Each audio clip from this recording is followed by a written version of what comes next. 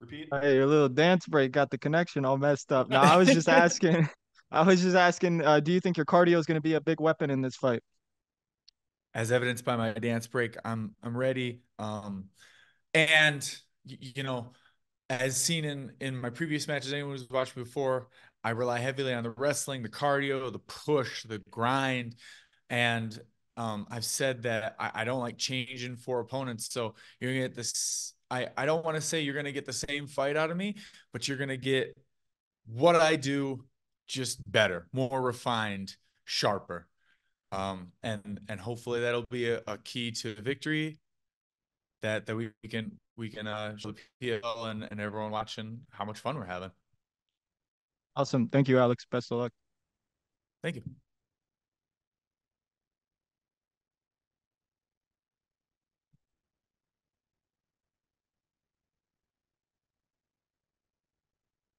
Next here, Lorenzo's. Hey Alex, good to talk to you. I really like the term dark horse for you there. You're fighting Impa in your first fight here in the PFL. Impa, man, past 6 months plus, he's kind of become the face of the PFL really after the year that he had last year and his previous two fights. Um, dark horse sounds. I feel like there's kind of like a sinister tone to that, right? Whether that's good or bad. Do you feel like you'll embrace that role come this Friday night? You know, we're all fighters, we're professionals, we're here to do a job. Uh, if I can bring, I mean, but if we scrap that and look at it from the outside, yeah, we're dudes fighting in a cage, and I do aim to bring some violence, to bring some negativity towards Impa. Um, but I'm here to fight my fight. Whether that's against Impa, whether that's against anybody else in the light heavyweight division, we're here to give them that violence, give them that show them a little bit of that dark horse muscle. And how prepared are you for this season schedule? You know, maybe having three, four, five fights in the year. How do you feel about that coming up? You know, it was brought up a lot in some of the other interviews that I've had, and one of the comparisons I really like is comparing it to a collegiate wrestling season, which um, I'm well prepared for. You know, in collegiate wrestling, you wrestle once a week, and if I'm being quite honest with you, the uh the previous schedule that I've had of waiting around, seeing what happens, it's not enough. I'm a fighter. I want to fight. I want to compete. Bring it on. I'm not one of those guys who's gonna take a vacation for a month after a fight. I'm back in the gym come Monday, come Tuesday, barring any big injury, and we're just getting ready for the next one. It seems that you like it then, right? Like not having to call your next opponent out, not having to wait to see if someone accepts a fight or not. Just you have your schedule and you fight who you're supposed to fight. Absolutely. All right, Alex, appreciate it, man. Thank you. I can't wait for this weekend. All right. Josh. How's it going, Alex? I just got one question for you. So you've headlined LFA 182 back in 2020 when you fought Jamal Pogues. How do you feel making your PFL debut as well being the main event headliner? It's something. Getting boosted up to the main event. Um, I'm not completely oblivious to the fact that it's mostly due to Impa and his status as last year's champ. And I think that's cool. It's just a chance for me to make a big splash, as I've said before. Um, be in the main event on a card, the 2024 season, as well as in the city that I'm currently residing, getting to hang out, a little home court advantage. It's a lot of lucky breaks that just seem to break my way. So pretty excited to show you guys a fun time. Thank you. Good luck on Friday. Thank you. Anik.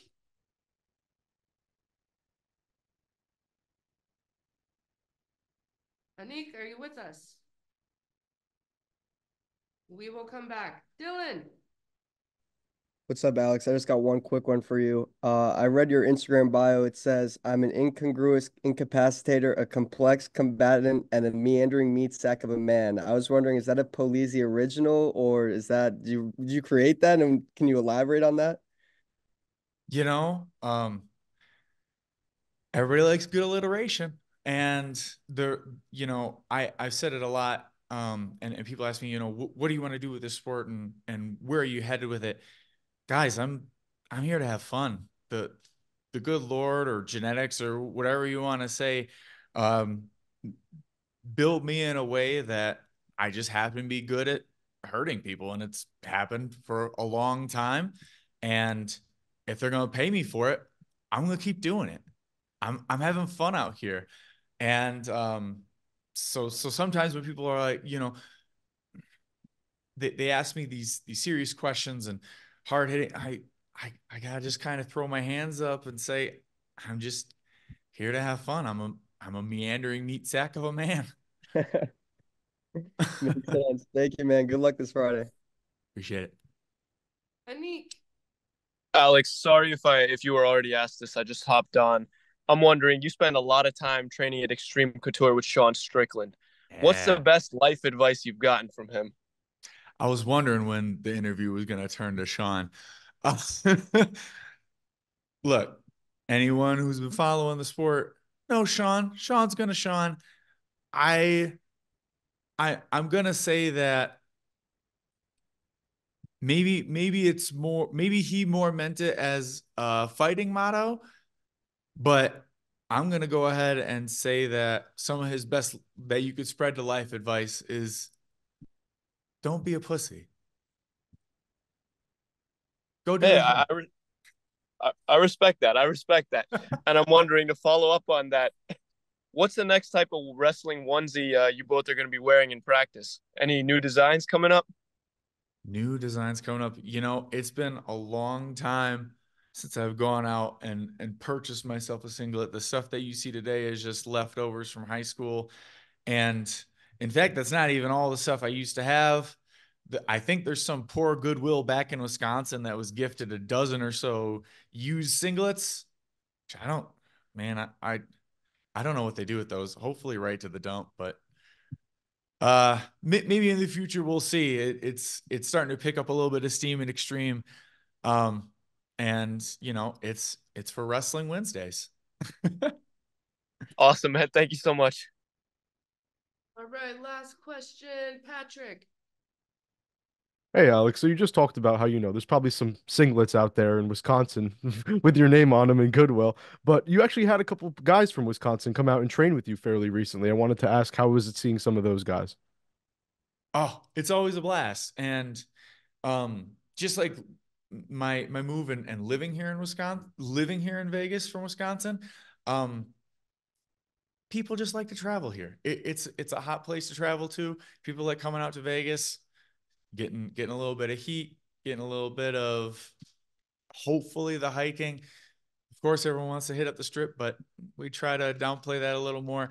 And to hit it even further on that, if there's somewhere in the world where you want to come in and get some training in, or maybe put a little jump step to your fight camp, you can't go wrong swinging out to Vegas, hanging out for a couple weeks, getting beat up by some of the best in the world.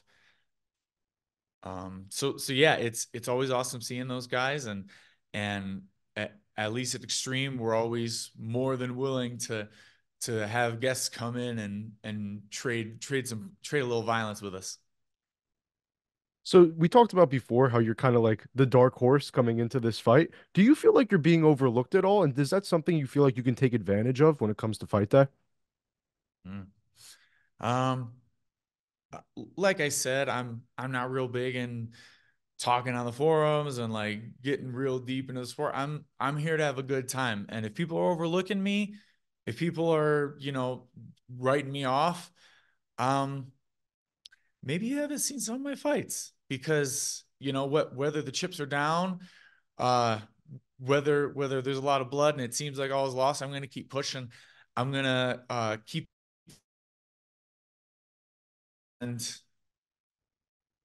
it's either whether my hands raise at the end or not, I can guarantee that I'm going to have a good time doing it and bringing a lot of violence to you folks. So make sure to tune in.